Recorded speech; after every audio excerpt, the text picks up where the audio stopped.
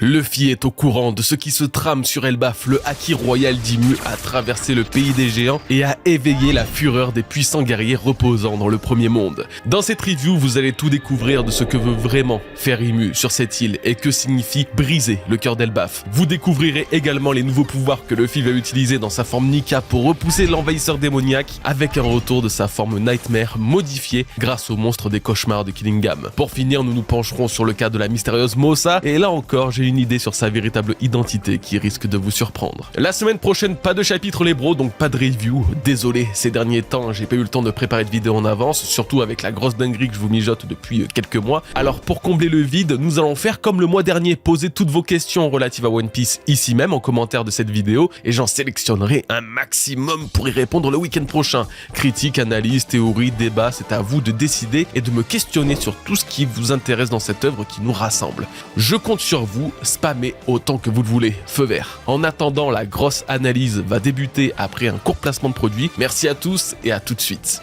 Aujourd'hui, je vous présente Etheria Restart, un RPG tactique et futuriste disponible sur iOS et Android depuis le 5 juin et dans le futur sur Steam. Etheria vous invite à combattre vos ennemis, explorer de nouvelles zones et affronter les autres joueurs avec votre team d'Animus, toute une variété d'héros à recruter et collectionner. Et les invocations vous faciliteront la vie, en plus d'avoir une invocation gratuite par jour. Si vous êtes vraiment malchanceux pour ne jamais drop d'unités vraiment rares, comme les SSR, son obtention sera garantie au bout de 80 invocations, inspirées de mécaniques de jeux tels que Summoner's Wars ou Epic 7, Etheria vous téléporte dans un nouveau monde où votre objectif sera évidemment de renforcer au maximum vos personnages pour rouler sur le contenu. Graphiquement, c'est ultra quali, voilà, moi je vais être honnête et sortir un petit peu du placement, mais des ultis aussi stylés visuellement, ça apporte toujours une immersion supplémentaire. Merci Unreal Engine d'ailleurs, car Etheria a été développé avec les Massia, Heinrich, des persos aura farmer de fou, mais est-ce qu'on peut vraiment leur en vouloir? Ils sont trop stylés. Voilà, petite aparté. Bref, finalement, le point fort d'Etheria reste le PVP en temps réel avec une véritable volonté de bien faire en faisant des mises à jour régulières, écoutant les retours de la communauté et bien sûr de créer un tournoi mondial pour ses meilleurs joueurs. Quand on parle de PVP en temps réel, c'est pas pour rien, Vous pouvez carrément observer les meilleurs joueurs combattre sur le moment. Et si ça ne vous intéresse pas, alors le PVE saura largement combler vos attentes entre les événements, l'histoire et les défis. Vous ne risquez clairement pas de vous ennuyer. Alors si vous aussi vous désirez tenter de créer la meilleure équipe et que le PVE ou le PVP ne vous effraie pas, alors cliquez sur le lien dans la description pour télécharger le jeu. Moi je vous souhaite un bon voyage vers ce nouveau monde qu'est Etheria Restart.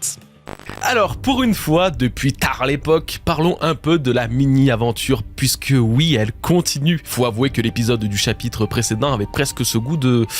Bon, le sabre il est remis, c'est bon, on arrête tout. Sauf que non, c'est pas le cas. Il est cependant vrai que ce sabre était l'une des quêtes principales de Yamato, mais comme me l'a fait remarquer Neto dans le live du chapitre 1150, d'ailleurs pensez à nous rejoindre en stream ce soir et abonnez-vous à la chaîne Gojiwara pour voir les rediffs, en fait, on avait le trajet de Yamato depuis un bail et moi j'avais totalement zappé. Mais effectivement, chapitre 1114, tout juste le 4e épisode de sa mini-aventure, un plan du pèlerinage de Yamato nous est dévoilé. Et comme nous pouvons le voir, le temple d'Enma, lieu où elle se trouvait dans le dernier chapitre, est aux 3/4 du chemin. Donc elle a encore une bonne petite trotte à faire, mais surtout un passage sur Ringo. Et ça, vous savez ce que ça veut dire, n'est-ce pas? De toutes les régions de Wano, Ringo est sans conteste la plus mystérieuse et intéressante de toutes, puisque c'est d'ici que viennent les Shimotsuki et les ancêtres de Zoro, dont le mythique Ryuma. Allons-nous enfin avoir la chance de découvrir quelques secrets du plus grand samouraï de Wano? En découvrir plus sur le dragon qu'il a tué au-dessus de la capitale des fleurs? Allons-nous enfin revoir le Shusui depuis toutes ces années que Zoro s'en est séparé? Pour l'heure, ça joue les sumo sur Akumai, donc c'est pas trop l'ambiance. Mais quand même, vous captez un petit peu où je veux en venir. Yamato s'apprête à rentrer dans la région la plus palpitante de son voyage. Et je peux vous dire que ça serait pas de refus parce que, putain la vache, désolé du terme, mais la dernière mini-aventure sur le Garma était tellement plus passionnante que celle-là. Là, vous voyez, typiquement, je suis un peu déçu de cette mini-aventure de Yamato pour l'instant. Parce que bon, à tout moment, à la fin, je la trouverais bien mieux avec le recul et tout. Mais sur le moment même, j'attendais un petit peu plus d'intensité, d'enjeu, plus de découverte du moins. Surtout quand précédemment, Oda avait réussi l'exploit de relier les mini-aventures à l'histoire actuelle avec le kidnapping de Pudding par exemple. Ça, c'était vraiment trop stylé, trop bien mené et tout. J'avoue que pour l'instant, la mini-aventure de Yamato, excepté la toute première page d'Onigashima à Sulo, rien ne m'a vraiment hypé de dingue. Même Page One et Uchi, ouais, bof. Mais bon, on verra bien, ça peut encore nous surprendre, donc avant de sortir les fourches, je vais tranquillement attendre la fin avant de donner mon avis, et puis de toute façon, on a d'autres trucs à faire de notre côté, une très grosse analyse du chapitre nous attend.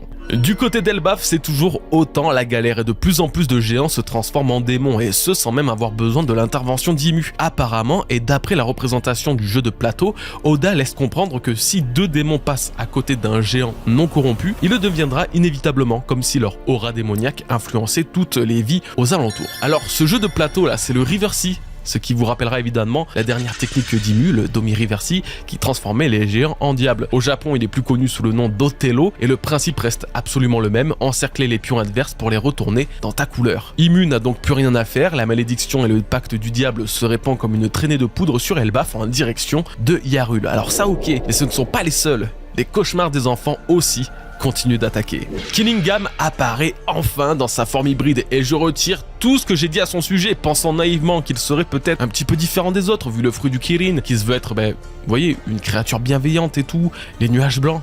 Eh ben, il est affreusement flippant, le ref. C'est un mélange de Dellinger, Odie Jones et de la sœur qui voit le futur dans Twilight. D'ailleurs, j'ai fait 2 refs à des hommes poissons et c'est à se demander s'il n'en est pas un. Ça expliquerait pourquoi il reste en forme Zoan tout le temps, déjà parce qu'il est terrifiant, mais aussi pour cacher au maximum son identité. Ce serait une sacrée première, un hybride homme-poisson dragon céleste. Vraiment, lui, il coche toutes les cases. Bon, avant de parler des cauchemars, j'ai d'ailleurs une excellente nouvelle à vous annoncer. Les Zoan ont bel et bien plus de 3 formes. Oui, comme vous le voyez, Killingham se trouve en forme hybride. Or, il était déjà en forme hybride auparavant, la différence étant qu'il avait transformé le haut de son corps et non le bas comme aujourd'hui. Donc déjà le principe d'hybride chez les Zoan est plus large et plus vaste que l'on pensait avant. On avait tendance à vraiment catégoriser 3 formes très strictes, animal hybride et la forme normale de l'utilisateur, sauf qu'avec le temps, cette logique a commencé à un petit peu changer. Kaido avait l'air d'avoir des transformations sensiblement différentes par moment et bien sûr, Luffy a carrément des gears le transformant à plusieurs reprises. Et justement, je pense que c'est que le début. Les Zoan possèdent plusieurs formes différentes et ça, comme je l'ai dit dans ma vidéo théorie sur les prochaines transformations de Luffy, Chopper nous l'avait bien sous-entendu. Effectivement, rappelons-nous que Luffy a un Zoan et un Zoan possède 3 types de mutations différentes d'après Chopper. La forme originale, humaine, la forme mi-humaine, mi-animale, aussi appelée hybride, et la forme animale complète. Or, ce même Chopper est parvenu à en débloquer 4 de plus grâce au Rumble Ball qui a perturbé la fréquence de ses transformations. En réalité, lui qui avait besoin des Rumble Ball pour utiliser ses différentes formes est parvenu, après l'ellipse, à se transformer librement en 6 autres formes. Ce qui veut dire que les Zoan n'ont pas que 3 formes, ils peuvent en avoir bien d'autres, mais rares sont ceux capables de les exploiter. Donc voilà, Killingham va encore devoir nous montrer sa forme animale et peut-être encore d'autres variantes, et je vais vous dire mes petits potes, tant qu'elle cache son affreux visage, moi ça me va. Bon, alors concernant les MMA et les cauchemars en général, il y a 2 choses extrêmement importantes à noter. Killingham appelle les MMA avec une sorte de corne ramenant à la vie ceux qui ont été neutralisés, et ensuite, bien les enfants endormis après l'éclat d'Aki des rois de Imu génèrent désormais un autre monstre qui les effraie bien plus que tous leurs anciens cauchemars. Ce monstre, c'est le diable. C'est Imu. Et oui, je sais pas comment j'ai pu passer à côté de ça dans le dernier chapitre, mais ce traumatisme laissé par Imu a une répercussion directe sur les enfants. Le Nightmare Hall, comme ils appellent ça, génère non plus des fantômes, des Loki, des Nika, non, c'est des démons maintenant qu'elle génère. La situation devient de plus en plus grave, car de ce qu'on peut comprendre, les monstres des rêves sont aussi forts que ne les imaginent les enfants. Or, ils ont l'image d'une Gunko capable de blesser, de vaincre, voire même de tuer Gaban. C'est comme ça qu'ils l'ont vu, en tout cas. Ils ont l'image d'une Gunko capable de se transformer en démon en expulsant une puissance capable d'étourdir n'importe qui. Donc, vous voyez où je veux en venir, les démons créés par leurs cauchemars seront encore plus puissants que ne l'étaient les précédents. On reviendra sur ce sujet un petit peu plus tard d'ailleurs. Bon, et l'autre chose importante à relever, c'est la corne de Killingham. Pour l'instant, on ne connaît pas vraiment son rôle. Est-ce vraiment un artefact magique capable de réanimer les MMA ou simplement un mégaphone pour amplifier son pouvoir et sa portée? Je ne sais pas. Je pense plus pour la dernière option honnêtement, et je dois surtout vous dire une chose. Oda vient de totalement réutiliser un principe, un pouvoir, pour la première fois depuis 31 ans. Oui, bien avant One Piece. Les plus assidus auront capté, mais je parle évidemment de la corne du dragon de Monster. Un artefact très spécial permettant à celui qui l'utilise d'invoquer un dragon, le même dragon qui sera à l'origine de la légende de Ryuma justement. Donc je ne crois pas que ce soit un hasard. Killingham a le Zoan du Kirin, qui est un modèle du Ryuryu no Mi, le fruit du dragon. En parlant de dragon, nous avons consacré une grosse partie de la review précédente à faire le rapport entre Imu et le dragon rouge. Et pour finir, cette corne sert également à contrôler des créatures magiques que sont les cauchemars des ses enfants. Voilà, alors il est probable que ce ne soit qu'une autoréférence plutôt bien emmenée, en plus de surcroît, mais l'idée que cette corne possède vraiment des pouvoirs magiques est très loin d'être improbable. Si la joie de Killingham se lit autant sur son affreux visage, c'est parce que la présence d'Imu lui permet apparemment de combattre avec toute sa puissance, comme s'il était galvanisé par l'aura du démon. Et premier degré, je me suis demandé si finalement l'énergie qu'elle émane ne pourrait pas renforcer à la fois ses démons à elle, ceux avec qui elle a pactisé comme les chevaliers divins, ainsi que les fruits du démon en général, réagissant à la présence de leur maître. N'oublions pas que les fruits du démon, en particulier les Zoan, possèdent une volonté, une énergie qui leur est propre, une conscience même. Il n'est pas improbable d'imaginer qu'Imu et le Haki qu'elle exulte fassent vibrer le corps même des démons, dont celui de Killingham, qui est un Zoan. D'ailleurs, parlons-en d'Imu, puisque même si elle ne fait rien de particulier dans ce chapitre, elle tient un discours très intrigant. Elle veut briser le cœur d'Elbaf et regrette qu'Harald se soit trompé, l'empêchant de prendre le contrôle du royaume. Comme d'hab, c'est chiant ce genre de déclaration parce qu'il peut y avoir 60 interprétations différentes, c'est pour ça qu'on va décortiquer ces paroles pour essayer de les comprendre au mieux. Le cœur d'Elbaf, déjà là, ça peut être plusieurs choses. Instinctivement, moi j'ai pensé à la volonté, car briser le cœur d'Elbaf signifierait briser la volonté des géants à se rebeller. Ça me rappelle aussi les paroles de King et Queen au chapitre 925, où King reproche à Queen de ne pas avoir réussi à briser la volonté de ses gamins. On parle là de Luffy et Kid. Briser la volonté était le moyen pour eux de les contrôler, d'en faire des soldats. Briser la volonté signifiait empêcher une révolte et les dominer par la peur, par la crainte. Autant vous dire que ça risquait pas du tout de fonctionner avec Luffy et Kid. Donc briser le cœur d'Elbaf signifierait le contrôle total des émotions guerrières des géants, une soumission intégrale de ces guerriers à la solde du gouvernement et donc d'Imu. Ce qui en soi correspond encore une fois parfaitement aux paroles de Gunko, les géants seront ceux qui changeront le cours de la guerre à venir, le côté qui les accueillera pourront en être déclarés vainqueurs. Au passage, si on s'arrête 2 secondes là-dessus, est-ce que cette déclaration ne signifie pas que les géants ne seront pas du côté des protagonistes et qu'au contraire ils seront du côté des ennemis? Parce que scénaristiquement, où est la tension si on nous dit que le gouvernement ne peut d'ores et déjà pas gagner vu que les géants sont les potes de Luffy? Vous voyez le délire, déjà que, bon, on sait que Luffy va triompher à la fin, mais pour un minimum de suspense, il faudrait que les géants soient du côté de l'ennemi d'Imu, ajoutant une chance pour les ennemis de gagner, une chance de toute façon factice, puisque d'une façon ou d'une autre, le bien l'emporte toujours. Bon, cette histoire de briser le cœur d'Elbaf, il y a la volonté, certes, et je pense qu'il s'agit de ça, mais on pourrait aussi penser à Loki. Loki est en quelque sorte le cœur d'Elbaf, en étant le prince légitime du royaume, tout en étant le plus fort de tous les géants, celui qui va unir la force de son peuple pour se dresser contre l'ennemi commun. Briser Loki et sa puissance démentielle serait pour Imu un moyen de contrôler la puissante nation des géants, d'où son désir de le recruter parmi les chevaliers divins. Peut-être que ce n'est qu'en brisant son esprit qu'elle pourra conclure avec lui un pacte diabolique et en faire un de ses pions, comme Dory, Broggy et tous les autres. Dans l'état actuel, ça ne marcherait pas car Loki a une trop grosse volonté à l'image de Kid et Luffy sur Wano, et vous verrez plus loin que j'ai, je pense, trouvé une excellente théorie qui pourrait expliquer comment Imu a déjà commencé ce plan-là depuis plusieurs années. Ok, donc l'histoire de briser le cœur d'Elbaf, on a une explication plus ou moins rationnelle. Maintenant, quelle est l'erreur d'Harald? Là, évidemment, j'ai repensé à l'erreur de Lily, il y a 800 ans, une erreur qui a permis la dispersion des poneglyphes dans le monde, comme le disait Imu au chapitre 1085. On n'est pas à 100% dans le même style d'erreur, évidemment, c'était plutôt pour relever le fait qu'Imu vit beaucoup de déceptions à cause des autres finalement.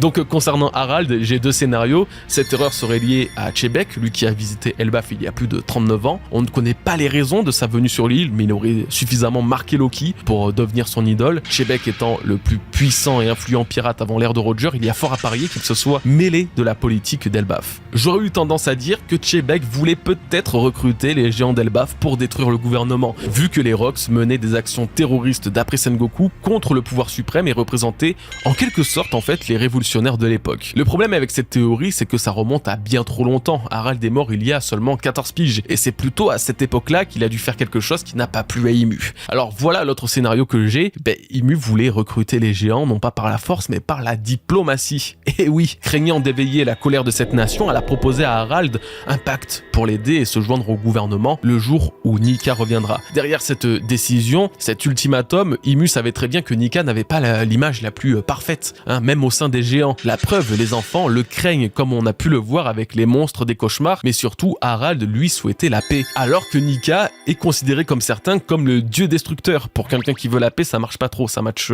très difficilement. Lui-même ne connaissant pas le danger que Nika pourrait vraiment représenter, aurait alors hésité entre conclure le pacte avec le diable d'Imu pour assurer la survie de son pays, si le dieu de de la destruction revenait, ou alors de croire cette partie de la légende de Nika, le considérant comme un dieu libérateur et bienveillant. Ce choix se serait porté sur Nika. Voilà, Harald avait choisi le camp de la liberté, ce qui plongea Ymue dans un excès de rage qui réussira alors à le transformer lui et tous les autres géants présents dans le château en démons incontrôlables avant que Loki n'arrive et s'en occupe lui-même, contrant le plan d'Ymue. Et vous savez que ce scénario, je l'ai eu avant même de me souvenir qu'à la fin du chapitre 1146, eh bien, Sommers disait « Vous deviendrez nos mercenaires, pas vrai, roi Harald ?» Quel enfoiré, il a tout gâché cette fois. Ça confirme bien que l'erreur d'Harald est liée au désir du gouvernement de les recruter. Maintenant qu'il n'y a plus de roi pour diriger les géants, maintenant que ce peuple n'a plus de coordination ni d'esprit combatif en prévision de la guerre finale, alors Ymue a décidé de placer les démons Douré et Broggy sur le trône pour pouvoir manipuler comme elle le désire cette nation, chose qu'elle ne pouvait pas faire avec Harald. En gros, Ymue s'apprête à provoquer un véritable règne de la terreur et la seule menace persistante n'est autre que Loki. Voici ce qu'est d'après moi le vrai sens derrière la déclaration d'Ymue de vouloir briser le cœur d'Elbaf et l'erreur commise par Harald. Dites-moi ce que vous en avez pensé, mais pour moi en tout cas une chose est certaine, j'ai vraiment trop hâte de découvrir l'histoire d'Harald. Ça va faire un bien fou de comprendre ce qui se passe vraiment dans ce pays. Avant de continuer les bros, profitez-en s'il vous plaît, mettez un petit j'aime à cette vidéo si vous désirez me soutenir, c'est vraiment un moyen parfaitement gratuit d'aider la chaîne à encore grandir. Donc voilà, je vous le dis souvent, mais merci à tous. Ça aide beaucoup. Bon, on n'est qu'à la moitié du chapitre, maintenant qu'on a vu un peu tout ce qui s'est passé dans le présent, retournons quelques instants dans le passé, au moment où Chopper sauve Gaban. En effet, notre très cher Doctorène a sauvé Gaban en utilisant un guard point gigantesque pour amortir au maximum la chute qu'ils allaient subir. Alors, j'ai plusieurs sujets à aborder en fait en cette seconde partie de review. Le premier et sans doute le plus léger de tous, là pour l'instant, c'est Gaban. Et les ailes du roi des pirates sont décidément toutes les mêmes. Aerudine révèle au Mugiwara que Gaban était membre de l'équipage de Roger, probablement le numéro 3 en termes de puissance. Ce à quoi Gaban, même autant affaibli qu'il ne l'est, réussira à corriger avec un très fragile « Non, moi j'étais le numéro 2 ». C'est clairement tous les mêmes, hein, ça fait penser à Sanji et Zoro, je vous apprends rien, mais c'est aussi, je trouve, un bel écho à Doré et Broggy qui, autrefois, se battaient pour savoir qui était le plus puissant d'entre eux. C'est une dualité qui, je pense, pourra être retrouvée chez Loki et Luffy quand le géant sera libre et soigné. Aucune idée de pourquoi ce sentiment, mais je pense que ça vient quand même du fait que tous les deux sont des dieux soleil, autoproclamés ou non, et qu'ils ont l'air d'avoir le même caractère de prouveur. Luffy était d'ailleurs très dans la prouvance avec Kid et Law, hein, on se souvient de Onigashima quand il voulait pas esquiver les fameuses boules de feu. Bref, maintenant que Gaban est ici, il va pouvoir peut-être révéler comment il a pu blesser les chevaliers divins. Attendez-vous même à ce que Luffy subisse un entraînement express, ou une leçon, on va dire, avant de remonter sur le royaume du soleil pour lutter contre les démons. Et justement, là nous allons venir à l'un des points les plus importants de cette review, c'est le cas de Luffy. Luffy dans ce chapitre n'a rien fait de particulier en soi, et à part le cas de Moza dont je vais vous parler très bientôt, il se passe rien de bien plus palpitant, mais pourtant Luffy dit une chose à 2 reprises. Lorsque Chopper tombe du deuxième monde, sans le voir, il affirme que c'est lui, tout en sentant une autre personne blessée à ses côtés. Ça pourrait presque être normal, ce qui ne l'est pas, c'est sa réaction. Comment j'ai su que c'était Chopper? Plus loin, quand ils iront à sa rencontre, que Chopper lui racontera ce qu'il s'est passé et que d'un coup ils sentiront le Haki des rois d'Ymue exploser, au chapitre 1150. Je vous rappelle que ce qu'on voit là, c'est un bref moment dans le passé là. Luffy deviendra à nouveau omniscient en disant à Chopper « C'est bon, Chopper, j'ai compris maintenant. » Mais comment ça, t'as compris quoi? Qu'est-ce qui se passe avec Luffy dans ce chapitre en fait? Comment peut-il être surpris de ses propres pouvoirs? Bon, alors on va quand même essayer de comprendre tout ça en commençant par la nature de cette sensibilité. Vous aurez compris que là, on parle de Haki de l'observation, voire même de voix de toute chose. Cette scène me rappelle celle de Momonosuke au chapitre 1008, 1014 et 1015. Au chapitre 1008, Momonosuke parvenait à sentir l'état de Luffy qui combattait Kaido sur le toit avec les autres supernovas. Il arrivait à donner une indication précise de sa santé, comme si un lien particulier les unissait. Ensuite, les chapitres 1014 et 1015. À ce moment-là, Luffy venait d'être vaincu par Kaido, encore une fois, et s'est retrouvé chutant d'Onigashima. Malgré son état d'inconscience, Luffy arrivait quand même à parler à Momonosuke, qui se trouvait là aussi à des kilomètres de lui par pure télépathie. Vous aurez donc compris que toutes ces scènes de Momonosuke sont sensiblement similaires à ce que Luffy nous a fait aujourd'hui. Et d'où ça vient? C'est du Haki d'observation du coup? Très probablement, mais pas seulement. Tout comme Oden et Roger, et aussi Luffy donc, Momonosuke peut entendre la voix de toute chose. Si ce concept est encore un peu flou pour nous, il faut l'avouer, il faut aussi croire que ce principe combiné à celui du Haki d'observation permet de naturellement sentir des choses très précises à plusieurs kilomètres de distance et même d'établir un contact direct avec elle.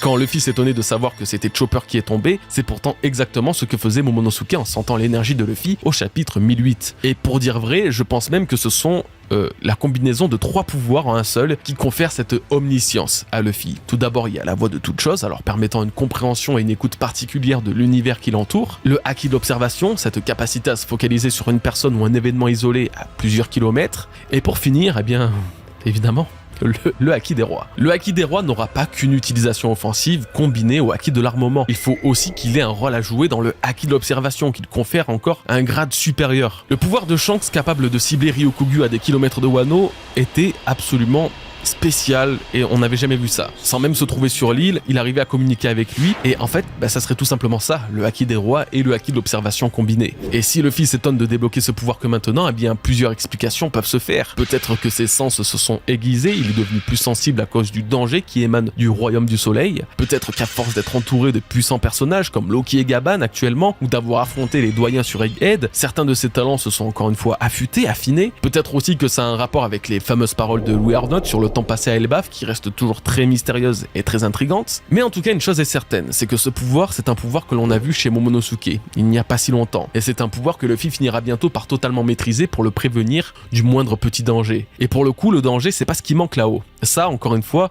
c'est ce que Luffy a compris. Je sais pas trop si on se rend compte de ce qui se passe là sur la même île. Sur Elbaf. Sur la terre des géants, la terre de Nika lui-même, se trouve Luffy et son ennemi final, ou l'un de ses 2 ennemis finaux si on prend en compte notre très cher Teach. Déjà symboliquement, c'est fou, et je vois pas dans quel monde les regards de Luffy et Imu ne vont pas se croiser. Rien que ça. Mais surtout, ce chapitre le montre encore très bien. Il y a trop d'ennemis. La situation n'est pas similaire d'un seul cheveu à Egghead, car même si les 5 doyens étaient là, le but n'était pas de rester, mais de partir. Elbaf, c'est pas pareil du tout. Ils devaient venir ici, ils devaient y passer du temps. Maintenant, ils ne peuvent pas fuir. Et encore moins en laissant leur ami posséder et contrôler. Concrètement, les protagonistes n'ont strictement aucune chance de l'emporter. Je ne pense pas qu'il y ait de nouveaux combats, puisqu'il y a quasiment plus personne pour combattre. Bon, si, il y a peut-être les daronnes. Peut-être qu'elles ne se feront pas corrompre, car leur volonté de sauver leur enfant est plus forte que l'attrait de la puissance et de la force. Mais désolé, ça ne sera quand même pas suffisant. C'est pourquoi il y aura un événement majeur sur Elbaf, qui annulera tout ce qui se passe actuellement. Dans la dernière review, je vous parlais du pouvoir du haki des rois, que tout comme Joy Boy l'avait fait en scellant son haki incroyable dans Emmet, Luffy en forme Nika exultera son haki pour contrer et annuler certains pouvoirs des démons du gouvernement mondial. Le résultat ne sera peut-être pas à la hauteur de Joy Boy, mais suffisamment important pour changer le cours de ce raid. Ça, j'en suis persuadé. Et puis, il y a les cauchemars. Et ça, c'est possible une des clés principales du sauvetage d'Elbaf. Le rêve est un principe vaste mais fondamental de One Piece. Toute l'aventure n'a de sens que grâce aux rêves de ses personnages. Les rêves sont même ce qui humanise les plus terribles monstres de l'œuvre, nous faisant réaliser que eux comme nous ne sommes pas si différents en fin de compte. Nous aspirons tous à un idéal précis et tentons tout ce qui est en notre pouvoir de les réaliser. Aujourd'hui sur Elbaf, il n'y a pas de place aux rêves. Seulement aux cauchemars, des songes guidés par l'aura démoniaque d'Imu. Il faut que dans ces ténèbres, un rayon d'espoir puisse briller. C'est ce que Luffy a toujours fait, même dans les pires moments, et c'est ce qui fera la différence aujourd'hui même. Car avec ses nouveaux pouvoirs, là aussi pas très éloignés des rêves et des cauchemars, car dictés par l'imagination du dieu Nika, Luffy pourrait transformer les Nightmare Hall de Killingham en Dream Hall. Une modification des pouvoirs de son ennemi, seulement possible grâce aux Zoan du dieu soleil, qui transformeront les cauchemars des enfants en leur plus grand rêve, celui d'être sauvés par le dieu libérateur Nika. La chaleur de l'aura solaire de Nika dissiperait toute la peur que les enfants pouvaient avoir de lui. Ce dieu guerrier serait invoqué en de multiples chimères, combattant de la façon la plus loufoque qui soit les autres MMA cauchemardesques. Et qui nous dit que Luffy lui-même n'utilisera pas ce pouvoir pour gagner en puissance. Après tout, je dirais même, depuis quand les cauchemars ne sont qu'une source de nuisance quand Luffy, sur Thriller Bark, en absorbant sans ombre coupée par Moria, deviendra Nightmare Luffy cauchemardesque. Vous le savez très bien, à travers les reviews, à travers les lives, ces dernières semaines, je n'ai cessé de faire des références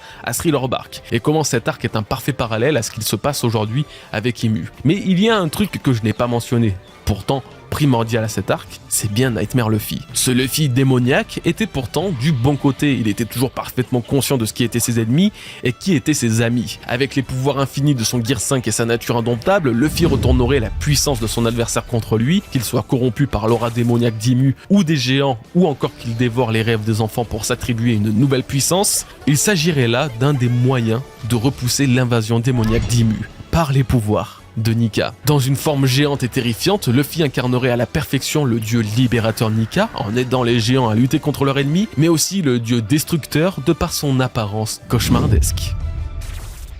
Ok, c'était trop cool.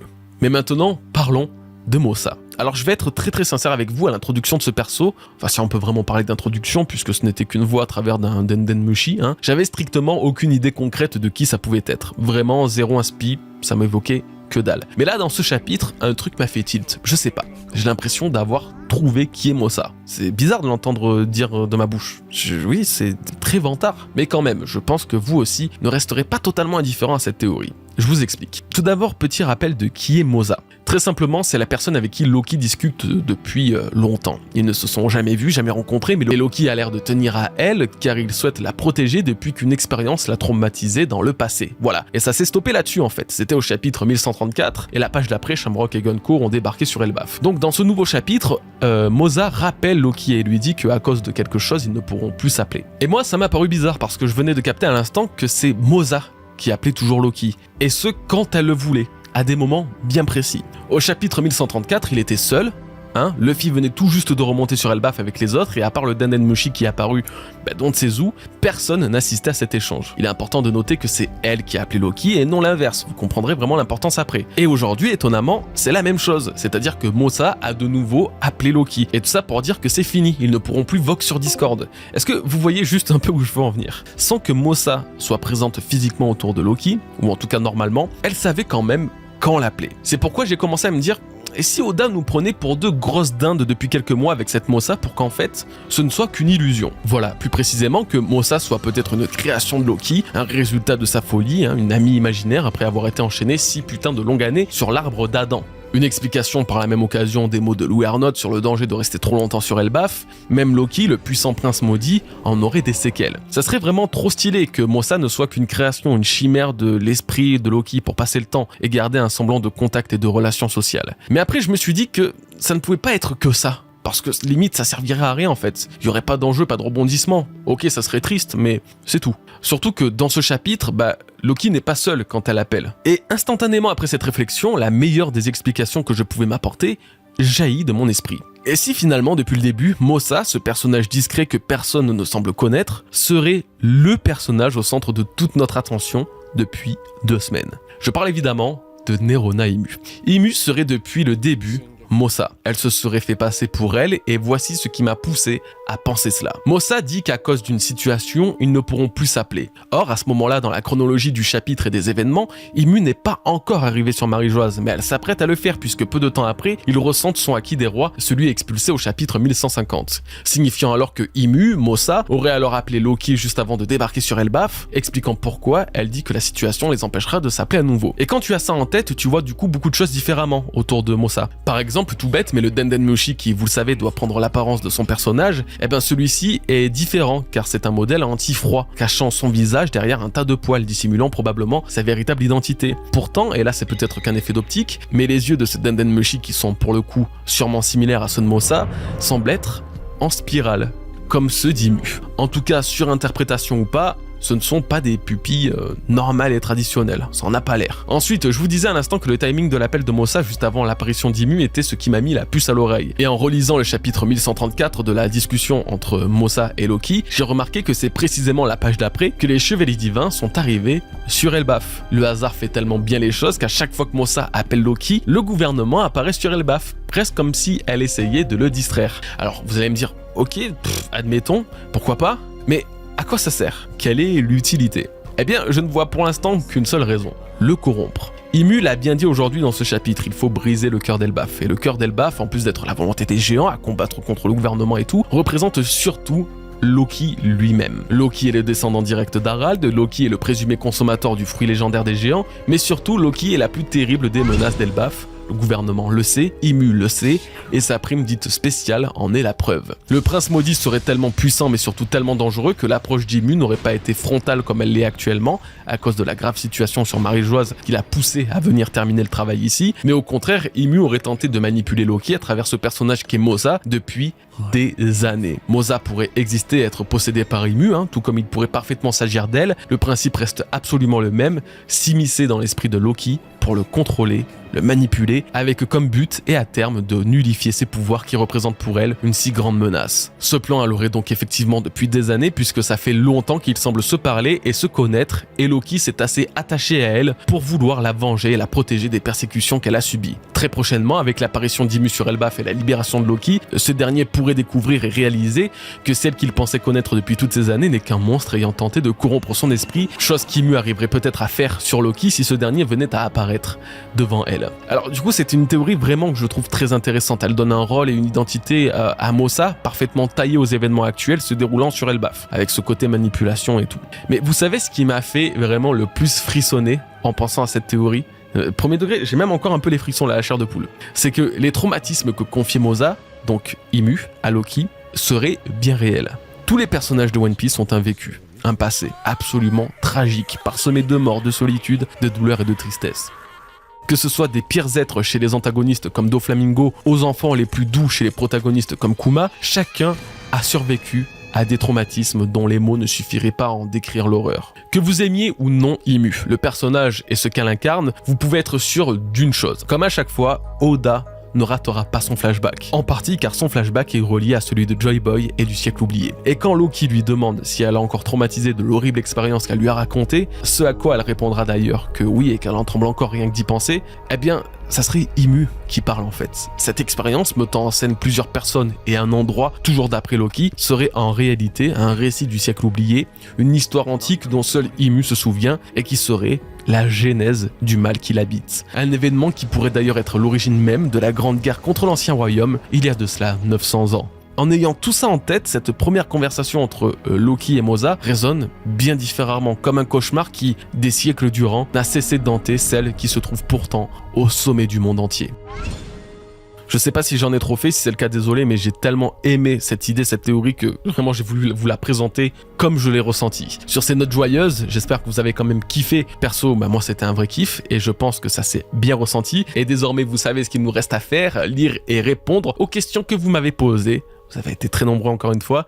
Merci à vous et c'est parti. Salut patron, dans ta dernière review, tu as dit les utilisateurs du Haki des Rois n'ont pas de leader, pas de supérieur. Donc si on suit cette logique, il serait impossible que Zoro ou Sanji aient le Haki des Rois. Alors oui, c'est vrai, j'aurais plutôt dû tourner ça en mode les utilisateurs du Haki des Rois ne se soumettent à personne. Ils ont un caractère et un tempérament qui les rend quand même assez fiers pour ne pas ployer le genou devant ceux qu'ils ne reconnaissent pas. Et par exemple, le Gorosei ont le Haki des Rois et pourtant ils reconnaissent Ymue comme leur leader, personne d'autre. Genre quand t'as un Garp qui a aussi le Haki des Rois mais pourtant qui bosse pour la marine, tu vois très bien qu'il fait ce qu'il veut. Il a une volonté propre malgré tout. Donc c'est plutôt ce que je voulais dire à propos du Haki des Rois qui n'ont pas de leader. Ils se soumettent pas quoi. De toute façon, mais malgré tout, je trouve que le Haki des Rois reste vraiment la meilleure explication pour résister à Ymue et à son pacte.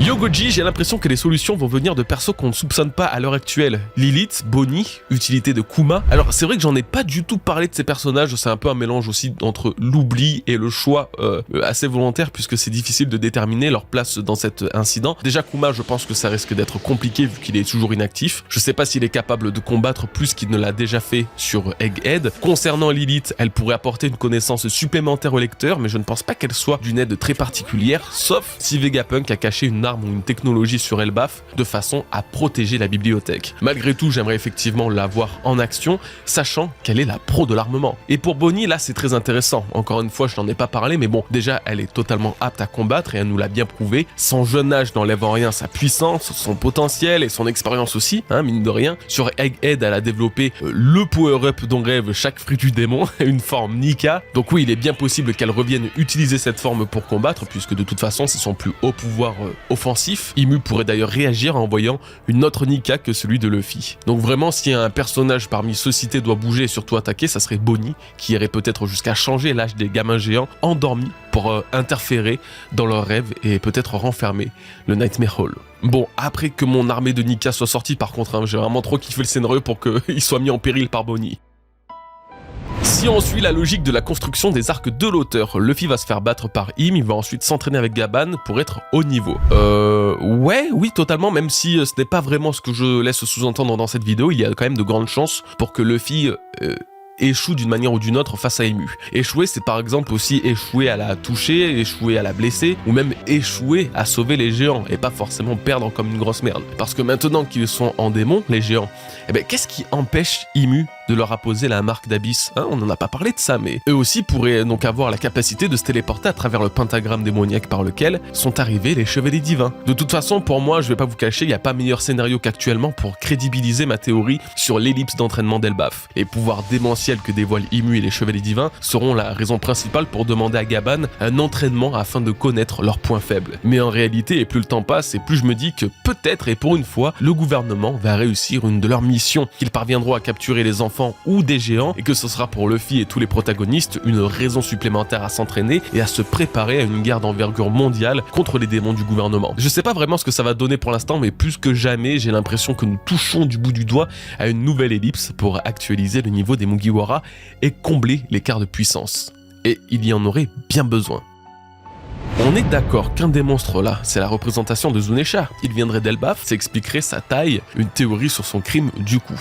Alors, je suis totalement d'accord et j'ai pensé la même chose, si c'est pas Zunesha, alors il lui ressemble vraiment. Je pense que si c'est bien lui, alors il ne viendrait peut-être pas forcément d'Elbaf, même si la taille ça pourrait bien correspondre, mais au contraire il aurait fait quelque chose à Elbaf. Souvenez-vous de quoi il s'agit là actuellement, là, ce sont des cauchemars d'enfants. Ça veut dire que Zunesha est considéré comme un monstre, comme un destructeur à l'image du dragon Nidhogg, de Fenrir ou même de Loki. Alors vu que les gamins ont peur, c'est qu'il doit s'agir d'une légende du folklore d'Elbaf, une légende horrifique, sur le crime qu'aurait commis Zunesha, le forçant ensuite à errer pendant des siècles. Je n'ai pas de théorie particulière sur la nature de son crime, mais Zunesha aurait commis, eh bien lui aussi, une erreur. Ça irait dans le thème de Harald, des géants et de tout ça. Cette erreur aurait eu des conséquences terribles sur la nation antique des géants, expliquant comment et pourquoi cet éléphant millénaire apparaît dans les cauchemars des enfants d'Elbaf.